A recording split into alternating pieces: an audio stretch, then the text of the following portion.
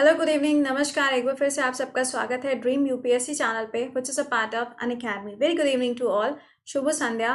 अब जैसा कि टॉपिक आपको नज़र आ रहा है तो हम लोग यहाँ पे बात करने वाले हैं 3 इम्पॉर्टेंट समिट्स के बारे में। ओवरऑल हम लोगों ने काफ़ी बार यहाँ पे इन समिट्स के बारे में पढ़ तो लिया है, लेकिन यहाँ पर जो प्रॉपर एक डिटेल एनालिसिस होती है as per UPSC and state pieces, वो हम लोग कवर करेंगे इस पर्टिकुलर सेशन में। ठीक है।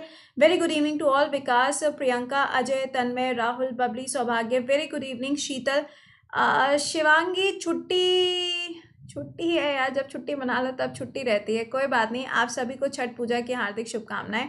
Shashank, Nishant, Bengali Babu, Sheetal, Rishabh, Ritesh, Arpit. Very good evening guys. सबसे पहला काम, एक बार से लिंक को कॉपी करके इसको अपने फ्रेंड्स के साथ में शेयर कर दीजिए, क्योंकि ये काफ़ी इंपॉर्टेंट टॉपिक है। साथ में अगर आप चैनल पे पहली बार आते हैं तो प्लीज़ डू सब्सक्राइब, तभी आपको आगे की क्लासेस का प्रॉपर एक नोटिफिकेशन मिल पाएगा। चलिए शुरुआत करेंगे हम लोग यहाँ पे तीनों समिट्स के बारे में।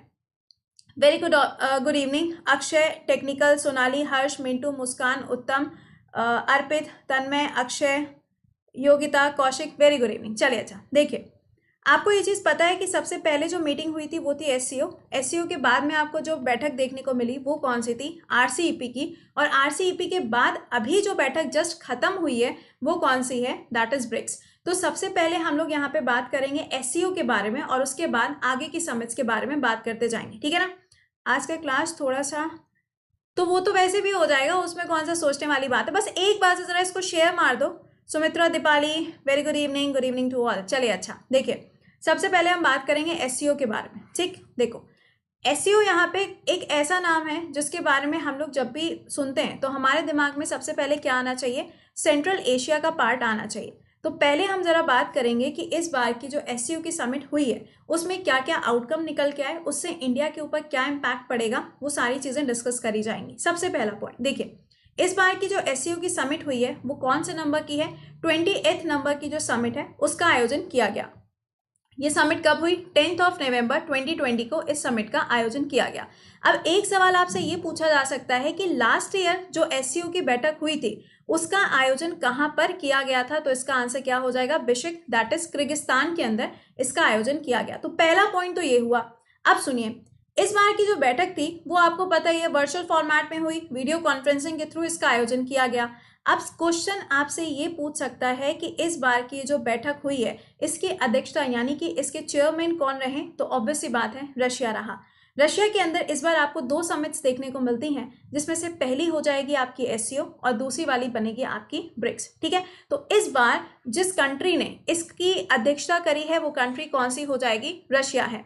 अब देखो यहाँ पे एक नाम लिखा हुआ है, यहाँ के प्रेसिडेंट का नाम लिखा है, और आपको मालूम होना चाहिए कि अभी कुछ टाइम पहले इन्होंने अपने यहाँ पे रेफरेंडम कराया था। ठीक है। या मतलब वो वैसी वाली बात तुम लोग जब कर देते हो ना, बड़ा ही अजीब लगता है। यहाँ पे इसके मुंह पे, इसकी शक्ल पे लिखा हुआ है ड्रीम यूपीएससी, और उसके बाद चैनल पे आके पूछ रहा हूँ ma'am is this important for UPSC. क्या मतलब है भाई? है ये क्या चीज है? मतलब ये तो वही वाली बात हो गई है, मिठाई की दुकान के बाहर लिखा हुआ है मिठाई की दुकान और अंदर आके पूछ रहे हैं मिठाई है क्या? क्या तरीका है भैया? पढ़ लो यहाँ पे। देखिएगा, सबसे पहला पॉइंट यहाँ आप ध्यान रखिएगा किसके बारे में? रशिया के प्रेसिडेंट के बारे में, दैट इज व्लादिमीर पुतिन। आपको ये मालूम होना चाहिए कि कुछ टाइम पहले इन्होंने रेफरेंडम कराया था और रेफरेंडम इनके कॉन्स्टिट्यूशन में कहीं पर भी डिफाइंड नहीं था। डिफाइंड ना होने के बाद भी रेफरेंडम तो हुआ, लेकिन उसके बाद इन्होंने क्या कह दिया कि भैया हम एक काम कर रहे हैं, हम अगले साल तक अपनी कुर्सी छोड़ देंगे, जिसको संभालना है वो संभालता रहे। ठीक है, चलिए ठीक है। अब एससीओ की इस बैठक में हुआ क्या? आपको पता है एससीओ के अंदर चाइना भी है, इंडिया भी है। अब चाइना जब यहाँ पर होगा तो ऑब्वियस सी बात है इंडिया की तरफ से यहाँ पे कुछ ना कुछ बातें कही जाएंगी। तो इंडिया की तरफ से भैया सारे पॉइंट बता रहे हैं, एससीओ का फुल फॉर्म क्या है, कौन सी कंट्रीज हैं। थोड़ा सा थामा तो यहाँ पे रुकने का नाम तो ले लो भाई साहब, पहले पढ़ तो लो कि अभी हुआ क्या समिट में, बता रहे हैं। सुनिएगा, तो यहाँ पे क्या हुआ इस पर्टिकुलर समिट के अंदर, इंडिया की तरफ से जो सबसे इंपॉर्टेंट टॉपिक उठाया गया था वो टॉपिक क्या था? यहाँ पर लैंड बॉर्डर। क्या था? Land border. यहाँ पे ये बोला गया कि हर एक कंट्री को जो लैंड बॉर्डर्स हैं उनकी रिस्पेक्ट करनी चाहिए, उनके बारे में एक बार से सोचना चाहिए। ऐसा नहीं करना चाहिए कि आप किसी की भी टेरिटरी के अंदर चलते हुए चले जा रहे हैं। अब इनडायरेक्टली देखा जाए तो ये किसको बोला जा रहा था, जिनपिंग अंकल को बोला जा रहा था। कौन बोल रहे थे, हमारे देश के प्रधानमंत्री बोल रहे थे। तो जिनपिंग अंकल जो है वो बैठ के चुपचाप शांति से सुन रहे थे, ठीक है। यहाँ पे ये बात हुई। अब देखो यहाँ पर एससीओ की जो ये पूरी की पूरी बैठक हुई, इसमें और भी काफी सारी चीजें आपको देखने को मिली। जैसे कि सबसे पहला पॉइंट, इनके यहाँ पर जो एक आपकी एक्सरसाइज थी जिसका नाम था काफकास एक्सरसाइज, इसके अंदर इंडिया ने पार्टिसिपेट नहीं किया। इंडिया ने पार्टिसिपेट क्यों नहीं किया, क्योंकि इसके अंदर चाइना भी था और पाकिस्तान भी था, एंड इंडिया डिडंट वांटेड कि इंडिया इसके अंदर पार्टिसिपेट करे। इंडिया ने क्विट कर दिया। दूसरा देखो क्या हुआ, यहाँ पे बॉर्डर को लेके बात तो कही गई, लेकिन पाकिस्तान भी यहाँ पर खेल गया। पाकिस्तान क्या खेला, पाकिस्तान ने जो मैप दिखाया, उस मैप के अंदर पूरा का पूरा जो जम्मू कश्मीर और लद्दाख का एरिया था, वो पूरा का पूरा एरिया इन्होंने अपने ही मैप में दिखा डाला। तो ऑब्वियस सी बात है यहाँ पर यार, एक बार से शेयर तुम लोग भी कर लिया करो, इतना काम कर लिया करो, दिस इज योर रिस्पॉन्सिबिलिटी, ठीक है। तो यहाँ पे क्या हुआ, पाकिस्तान ने मैप दिखाया ऐसा वाला, तो ऑब्वियस था इंडिया तो नाराज हो गई होगा। अब यहाँ से एक पॉइंट और ध्यान रखिएगा, वो पॉइंट क्या है यहाँ पर कि एससीओ की जो अगली वाली बैठक होनी है वो कहाँ पर होगी, तजिकिस्तान के अंदर इसका ऑर्गेनाइज किया जाएगा। दैट मीन्स 2019 हो गया आपका किर्गिस्तान, 2020 हो गया यहाँ पर रशिया, और 2021 क्या हो जाएगा, तजिकिस्तान। तीनों ईयर याद रखना, एग्जाम में सवाल आपसे पूछा जाता है, ठीक है। अब हम बात करेंगे व्हाट इज एससीओ। ये तो हमने देख लिया, लेकिन अब एससीओ यहाँ पर है क्या, जरा उसके बारे में कुछ पॉइंट्स है वो डिस्कस करते हैं। देखिए एससीओ का फुल फॉर्म क्या है, Shanghai cooperation organisation. Full form क्या है इसका, शंघाई कोऑपरेशन ऑर्गेनाइजेशन। एग्जैक्टली देखो उन्होंने तो जो बेचारे यहाँ पे सऊदी अरेबिया ने जो अपना नोट जारी किया था, उसमें से भी ऐसा हो गया था, वो गलती से हो गया और जैसे भी हो गया डजेंट मैटर, कोई बात नहीं। अब एससीओ को बनाया कब गया था, 2001 में, और इसको लीड कौन करता है, इसको चाइना लीड करता है। तो ये यहाँ पे एक तरीके से इंडिया की तरफ से एक तोहफा था, एक दिवाली गिफ्ट था जो चाइना को दिया गया, और जिसके अंदर ये बोला गया भैया अपने हद में रहिए, अपनी वाली बाउंड्री के अंदर रहिए, आप हमारी वाली बाउंड्री के अंदर मत आइएगा, ठीक है। बहुत अच्छी बात है अगर लाइव आए हैं, थैंक यू सो मच। दूसरा देखिए इसके अंदर जो लैंग्वेजेस यूज होती हैं वो आपको रशियन और चाइनीज लैंग्वेज मिलेगी। नेक्स्ट पॉइंट, जब एससीओ को बनाया गया था तो इसका नाम क्या था, शंघाई 5, यानी कि पहले इसमें टोटल कितनी कंट्रीज थी, 5 देश आते थे, लेकिन बाद में इसमें उज्बेकिस्तान को जोड़ा गया, इंडिया को जोड़ा गया और पाकिस्तान को भी जोड़ा गया। अब टोटल इसमें कितने देश आते हैं, 8 देश आपको देखने को मिलेंगे, ठीक है ना। ओके राखी विशाल, बहुत बढ़िया। अब अगला पॉइंट देखो यहाँ पे क्या हुआ, पाकिस्तान और इंडिया को जोड़ा कब किया, तो 2017 में इसको एससीओ का हिस्सा बनाया गया। एससीओ के लिए एक बार कंट्रीज देखिएगा, Russia, Kazakhstan, Kyrgyzstan, Tajikistan, China, India, Pakistan और उज्बेकिस्तान। अब यहाँ से एक पॉइंट और याद रखने वाला है, वो क्या पॉइंट है जरा सुनिएगा। एससीओ के अंदर एक और ऑर्गेनाइजेशन आता है जिसका नाम क्या है, रैट्स। क्या नाम है इसका, रैट्स। रैट्स का फुल फॉर्म कौन बताएगा, जरा कमेंट सेक्शन में लिख के बताओ। अरे यार मूड को छोड़ो ना भाई, पढ़ लेना, पढ़ाने के लिए आया, पढ़ लो यहाँ पर। रैट्स का फुल फॉर्म कमेंट सेक्शन में लिख के बताइए। देखो ध्यान से सुनना, एससीओ को बनाया गया था कि इस पर्टिकुलर एरिया में, ये जो सेंट्रल एशिया का आपको पार्ट देखने को मिल रहा है, इस पर्टिकुलर एरिया में किसी भी तरीके की कोई प्रॉब्लम ना आए, यानी कि ये एक क्या है आपका रीजनल कॉर्पोरेशन की तरीके से काम करता है, क्योंकि ये एक क्षेत्रीय हिस्से के बारे में बात करता है, ठीक है। तो ये क्या है, रीजनल कॉर्पोरेशन है। तो इससे आउटकम, अजीत डोभाल जी बिल्कुल करेक्ट है यहाँ पे। रैट्स का फुल फॉर्म ना बताए हो, अभी तक हम वेट कर रहे हैं। ये क्वाड कंट्री कहाँ से आ गई है, क्वाड कंट्री कहाँ से आ गई भाई साहब। चलो तो ये तो बात हो इसके बारे में, रैट्स का फुल फॉर्म क्या होता है, ये एक रीजनल कॉर्पोरेशन है, तो ऑब्वियस सी बात है ये एंटी टेररिज्म के बारे में बात करेगा। ए और टी से क्या है, एंटी टेररिज्म है, राइट। यहाँ तक सबको समझ में आ गया। तो एससीओ से आउटकम कुछ इतना खास निकल के नहीं आया, सिर्फ हाँ यहाँ पे ये पता चल गया कि इस टाइम पे चाइना की और पाकिस्तान की मेंटालिटी जो है ना वो एक जैसी है, और इंडिया की तरफ से यहाँ पे एक बार इनको कायदे से सुना भी दिया गया कि भैया अपनी हद में रहिए, ठीक है। चलिए दूसरा देखो, दूसरी जो कि आपके लिए सबसे ज्यादा इंपॉर्टेंट समिट है वो है आरसीईपी। अब देखिएगा इस पॉइंट को समझिएगा, आरसीईपी का फुल फॉर्म क्या है। आरसीईपी का फुल फॉर्म है रीजनल कोऑपरेशन इकोनॉमिक पार्टनरशिप। अब मुझे ये बताओ आरसीईपी के अंदर कुल कितने देश आते हैं, आरसीईपी के अंदर कुल कितने देश आते हैं। करेक्ट, बिल्कुल सही बताए हो। देखो समझना यहाँ पे, ये जो आरसीईपी की पूरी बैठक हुई है, इसको यहाँ पे कितने देशों ने साइन किया, 15 देशों ने साइन किया, और इसको पूरे वर्ल्ड का सबसे बड़ा फ्री ट्रेड एग्रीमेंट बोला जा रहा है। अब आपके दिमाग में आएगा मैम ये फ्री ट्रेड एग्रीमेंट क्या होता है, अभी आपको बताते हैं ये क्या होता है। बस ये ध्यान रखिएगा कि पहले इसमें 16 देश हुआ करते थे, लेकिन अब इसमें कितने देश हैं, 15 हैं। कौन सी कंट्री इसमें से बाहर हो चुकी है, इंडिया इसमें से बाहर हो चुकी है। अब इसके अंदर ये जो बैठक हुई, ये कहा जा रहा है कि ये पूरे वर्ल्ड की सबसे बड़ी क्या है, एक फ्री ट्रेड एग्रीमेंट है। अब फ्री ट्रेड एग्रीमेंट का मतलब क्या होता है, पहले इस बात को समझिएगा कि जो इसके अंदर 15 देश आते हैं वो 15 देश कौन कौन से हैं। 10 तो हो गए आसियान के, ठीक है। बाकी कौन है, Australia, China, Japan, south Korea और न्यूजीलैंड। ये पॉइंट आपसे यूपीएससी पूछ सकता है, तो प्लीज यहाँ पर थोड़ा सा ध्यान दीजिएगा। अगर आपसे पूछ लेता है कि आरसीईपी के कौन कौन से मेंबर्स हैं, तो देखो ये तो लिख के नहीं देगा, बट हाँ ये जो 5 देश हैं इसके ऊपर वो खेल जाएगा और आपको ध्यान रखना है कि इंडिया अब इसका मेंबर नहीं है। हाँ वो एक पॉइंट जरूर है कि इंडिया को बोला गया है कि अगर आप ऑब्जर्वर बनना चाहते हैं तो यू आर मोस्ट वेलकम, आप हमारे साथ में जुड़ के यहाँ पे क्या कर सकते हैं, ऑब्जर्वर बन सकते हैं, ठीक है, कोई प्रॉब्लम नहीं। अब पॉइंट आता है कि आरसीईपी को यहाँ पे वर्ल्ड का लार्जेस्ट फ्री ट्रेड एग्रीमेंट क्यों कह रहे हैं, यानी कि एफटीए क्यों कह रहे हैं। देखो जो यहाँ पे 15 देश आपको मिल रहे हैं ना, इन 15 देशों की अगर आप जीडीपी मिला के देखो तो भाई साहब खुद में ये 30% है पूरे वर्ल्ड की कितनी है, 30% है, ठीक है। अब जब ये 30% है तो ऑब्वियस है ना कि बहुत बड़ी एक इकोनॉमी हो जाती है। अच्छा फ्री ट्रेड का मतलब क्या है, जैसे कि मान लो चाइना से कोई सामान है जो ऑस्ट्रेलिया में आना है, ठीक है ना, चाइना से कोई सामान है जो ऑस्ट्रेलिया में आना है। अब क्या होगा, चाइना पहले क्या कर सकता था, इसके ऊपर टैरिफ लगा सकता था। टैरिफ का मतलब क्या है, जैसे कि मान लीजिए कि कोई सामान चाइना के अंदर 10 रुपए में बनाया गया, लेकिन जब ये ऑस्ट्रेलिया के अंदर आएगा तो ऑस्ट्रेलिया क्या करेगा, इसके ऊपर कुछ तो कमाई करेगा ना, तो ऑस्ट्रेलिया क्या करता है, यहाँ पे उसके ऊपर टैरिफ लगाता है और ये 10 रुपए का जो सामान है ये कितने का हो जाता है, 20 रुपए का, और ऑस्ट्रेलिया में इसको 20 रुपए में बेचा जाता है। अब क्या कहा गया कि भैया तुम्हारे यहाँ से अगर कोई सामान हमारे यहाँ आएगा तो हम टैरिफ नहीं लगाएंगे, और हमारे यहाँ से अगर कोई सामान तुम्हारे यहाँ पे जाएगा तो तुम टैरिफ मत लगाना, कोई समस्या नहीं आएगी, एक ओपन बॉर्डर कर दिया जाएगा। फ्री ट्रेड का मतलब क्या हो गया, एक ओपन बॉर्डर कर दिया जाएगा। अब कितनों के दिमाग में ये बात आई कि मैम ये बताइए तो इंडिया ने यहाँ पे क्विट किया तो इंडिया को प्रॉफिट है या लॉस है। देखो भैया पहली बात तो ये, इंडिया को एक्चुअल में हो रहा था लॉस। आप कहेंगे मैम क्या लॉस हो रहा था, देखो चाइना जो है ना, चाइना एक बहुत बड़ा प्रोड्यूसर है इलेक्ट्रॉनिक्स का, और इलेक्ट्रॉनिक्स के साथ साथ में यहाँ पे स्टील का भी प्रोडक्शन बहुत ज्यादा होता है, ठीक है। अब चाइना क्या कर सकता है, अपने यहाँ से सामान इंडिया के अंदर भेजेगा, चलो ठीक है भेजो, हमें कोई दिक्कत नहीं है, आप भेजो हमारे यहाँ पे, लेकिन इससे क्या होगा, इंडिया की खुद की जो डोमेस्टिक इंडस्ट्रीज है ना वो कहीं ना कहीं इफेक्ट हो जाएंगी। तो जब उनका प्रोडक्शन यहाँ पे वेस्ट में जाएगा, क्योंकि चाइना के पास देखो सामान बहुत सारा है, जब सामान बहुत सारा है तो वो सस्ते में उठा के बेच देगा, ठीक है ना।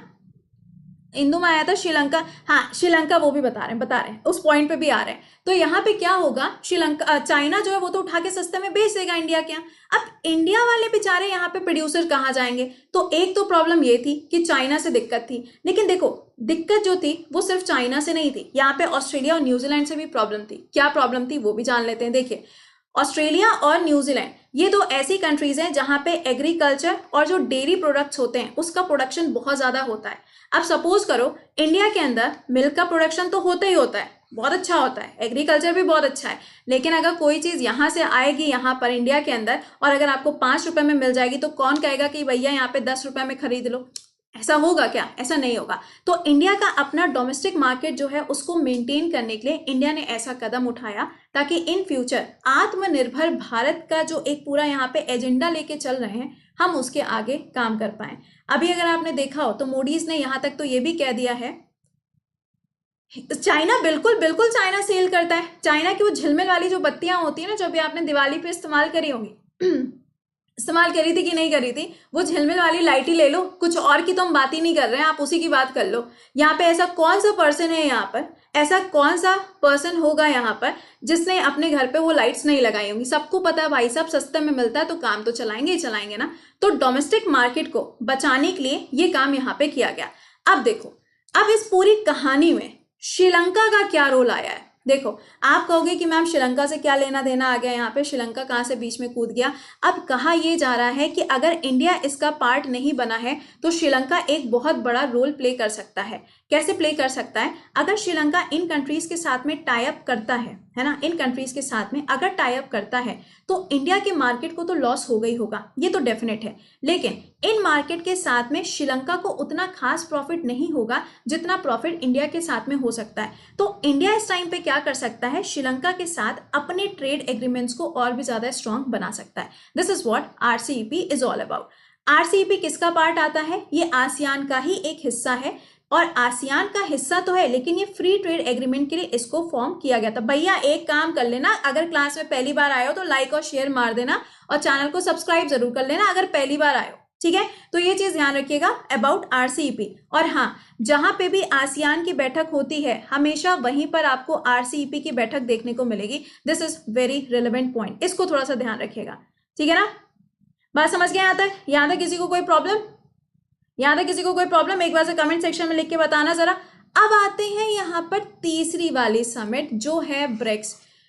आप ये कह सकते हो ब्रिक्स इतनी ज्यादा कुछ एक्टिव है नहीं। ब्रिक्स में अगर आप देखेंगे तो आपको 5 देश देखने को मिलते हैं। ये सारा का सारा काम एग्जैक्टली दिशा, ये सारा का सारा काम इनको पहले करना चाहिए था। अगर किसी भी ऑर्गेनाइजेशन के लिए आप हमेशा से अगर काम करते रहोगे तो डेफिनेटली वो ऑर्गेनाइजेशन आपके लिए अच्छा हो जाता है। लेकिन अगर किसी ऑर्गेनाइजेशन को आप उतना ध्यान नहीं देते हो तो भैया हाँ मेरे, this is sufficient for CLAT also. If it is sufficient for UPSC then it is sufficient for all the examination. इतनी बात तो यार समझ में आनी चाहिए, ठीक है? ब्रिक्स देखिए, Brazil, Russia, India, China and south Africa. South Africa को इसका हिस्सा कब बनाया गया? 2010 में इसका हिस्सा बनाया गया। और इस बार की जो बैठक हुई वो 12th नंबर की बैठक थी, जिसको हेड किसने किया? रशिया ने हेड किया। लास्ट टाइम की बात करोगे तो ब्राजील ने इसको हेड किया था। अब जरा सुनिएगा इसमें क्या बात हुई। इसमें कुछ खासा बात नहीं हुई, बल्कि सिर्फ यहाँ पे आप अगर देखेंगे तो यहाँ पर दूसरी बार जिनपिंग से मुलाकात जरूर हो गई। किसकी? नरेंद्र मोदी जी की। तो ये जो मुलाकातें और बातें चल रही थी ना, बस इन्हीं बातों मुलाकातों में आंखों में इनका कॉन्टैक्ट हुआ और यहाँ पे धीरे से मोदी जी ने कह दिया टेररिज्म को बढ़ावा देने वाले जो लोग हैं ना वो भी गलत कर रहे हैं। यानी कि इन शॉर्ट ये बोला गया कि पाकिस्तान को जो कंट्रीज यहाँ पे सपोर्ट कर रही हैं फॉर द टेररिज्म, ये भी एक तरीके से गलत है। और चाइना पाकिस्तान, आपको पता है इस टाइम पे क्या है? भाई है, क्योंकि चाइना क्या कर रहा है? पाकिस्तान के अंदर भर भर के इन्वेस्टमेंट कर रहा है, राइट? और ये जो इन्वेस्टमेंट हो रहा है वो इन्वेस्टमेंट कहीं ना कहीं इंडिया को हार्म भी कर सकता है। तो ये 12th वाली जो बैठक है ब्रिक्स की, ये भी कहाँ पर हुई? रशिया ने इसको हेड किया। अच्छा, इसमें क्या क्या बातें डिस्कस हुई? चलो भाई पढ़ लो। पहला पॉइंट आपको याद रखना है यहाँ पे कि सबसे पहला पॉइंट क्या हो जाएगा? टेररिज्म के ऊपर यहाँ पे डिस्कस किया गया। दूसरा जो पॉइंट है वो क्या है? कोविड के बाद जितनी भी ये 5 इकोनॉमीज हैं ये किस तरीके से ग्रो करेंगी, इसके बारे में यहाँ पे डिस्कस किया गया। एग्जैक्टली बिल्कुल सही है, यहाँ पे इसके बारे में डिस्कस किया गया। अब एक बार से हम देख लेते हैं ब्रिक्स के बारे में और क्या इंपॉर्टेंट पॉइंट्स हैं। देखिएगा, जब हम ब्रिक्स कहते हैं तो ब्रिक्स की इस बैठक में इंडिया ने सबसे ज्यादा फोकस किया है आत्मनिर्भर भारत के ऊपर। और इंडिया ने यह भी कहा है कि हम कोशिश कर रहे हैं कि जितनी भी कंट्रीज ब्रिक्स के साथ में हैं या फिर ब्रिक्स के अंदर आती हैं उनके साथ में हम अपने डोमेस्टिक प्रोडक्ट्स को क्या करेंगे? बेचने की कोशिश करेंगे, जिससे हमारे यहाँ का तो ट्रेड इंक्रीज हो गई होगा लेकिन आपके यहाँ पे भी प्रॉफिट होगा, क्योंकि उस पर उतना ज्यादा पैसा लगा के हम आपको नहीं बेचेंगे, ठीक है? चलो, ये बात हुई यहाँ पे। अब ब्रिक्स में आपको याद और क्या रखना है? ब्रिक्स का फॉर्मेशन कब हुआ था? 2006 में हुआ था। इसके अंदर अगर आप देखेंगे तो आपको रशिया, ब्राजील, ये सारी कंट्रीज मिलेंगी। ये याद रखना कि इसको बाद में जोड़ा गया है। यहाँ से एक पॉइंट और निकल के आता है। ब्रिक्स का जो 6th वाला सम्मेलन हुआ था, कहाँ पे? फोर्टजेला के अंदर। और ये कॉल्ड मॉस्को डिक्लेरेशन, एग्जैक्टली वही बताने जा रहे हैं। फोर्टजेला डिक्लेरेशन जो हुआ था ये कब हुआ? तो आप देख सकते हैं 2014 में हुआ था, जहां पे एनडीबी बैंक की फॉर्मेशन हुई। What is the full form of NDB? What is the full form of NDB? जल्दी से आंसर करके बताओ। एनडीबी का हेडक्वार्टर कहाँ पर है? ये आपको मिलेगा शंघाई के अंदर। और ये ध्यान रखिएगा कि ये जो बैंक है ये बैंक किसका है? यहाँ पर आपको ब्रिक्स का बैंक देखने को मिलता है जिसका हेडक्वार्टर शंघाई के अंदर है। अब देखो जरा कुछ और पॉइंट्स हैं, ध्यान से सुनिएगा। सबसे पहला पॉइंट, इस बार का जो ब्रिक्स का सम्मेलन हुआ है इसको मॉस्को डिक्लेरेशन का नाम दिया गया, फर्स्ट पॉइंट। सेकेंड पॉइंट, आपसे पूछा जा सकता है कि अभी हाल ही में जो आसियान की जो बैठक हुई है वो आपको वियतनाम के अंदर देखने को मिली और इंडिया और वियतनाम के बीच में भी एक बैठक का आयोजन किया गया। तो आसियान वाली जो बैठक हुई है उसको हनोई डिक्लेरेशन का नाम दिया गया है। दोनों डिक्लेरेशन आपको पता होने चाहिए, मॉस्को डिक्लेरेशन कौन सा है और हनोई डिक्लेरेशन कौन सा है, दोनों ही आपके एग्जाम के लिए इंपॉर्टेंट। ठीक है, अभी ग्लोबल स्टेबिलिटी शेयर्ड, बिल्कुल करेक्ट है, ये इस बार की थीम रही है। या तुम लोग तो आजकल बड़े स्मार्ट होते जा रहे हो हैं, इतना पढ़ोगे तो क्या करोगे, मेरी जगह तो वैसे भी जल्दी से तुम लोग को मिलने वाली है ना, सुबह कहा था ना मैं। तो चलिए, ये तो थी पूरी बातें जो मैंने आपके साथ में डिस्कस करी। आई होप कि आपको हर एक पॉइंट समझ में आ गया होगा, इस टाइम पे स्ट्रैटेजीज क्या चल रही हैं। हर एक कंट्री यहाँ पर अपनी मोनोपोली क्रिएट करने का काम कर रहा है, चाहे फिर वो रशिया हो, चाहे फिर वो चाइना हो। हाँ, अभी यूएसए में इलेक्शंस हुए हैं, तो अभी थोड़ा सा डोनाल्ड ट्रंप अंकल जो है ना, वो इलेक्शंस में ही सबको उलझाए हुए हैं, ज्यादा कुछ वहां पर हो नहीं रहा है। तो ये तो था आज का आपका सेशन। आई होप कि आपको पसंद आया होगा। प्लीज एक बार से लाइक और शेयर करिएगा। This is a new channel, तो please do share with your friends. इसके अलावा आप मुझे फॉलो कर सकते हैं डेली बेसिस पे, सुबह 7 बजे current affairs wifi study studios पे। एंड आपके लिए अनअकैडमी लेकर आया है काफ़ी सारे कोर्सेज। फॉर एग्जाम्पल, आपका एसएससी का बैच चल रहा है, कंप्लीट कोर्स है, आप चाहें तो इसको ज्वाइन कर सकते हैं, कोड लगेगा Krati10। इसके अलावा यूपीएससी कैटेगरी में, अरे भैया ये तो बता देना, हाउ वाज द सेशन, पूछना भूल गए थे, सॉरी माय मिस्टेक। बताइए, मिस्टेक ही मिस्टेक है जीवन में यार, और होते ही क्या है, चलो कोई बात नहीं। आपके लिए दूसरा जो बैच आया है that is on Unacademy. This is a complete course, शब्दों पे मत जाइएगा, this is a complete course जो आपका परसों से स्टार्ट होने जा रहा है, जिसमें प्रीलिम्स, मेंस, आंसर राइटिंग, ये सारी चीजें आपकी कवर करी जाएंगी।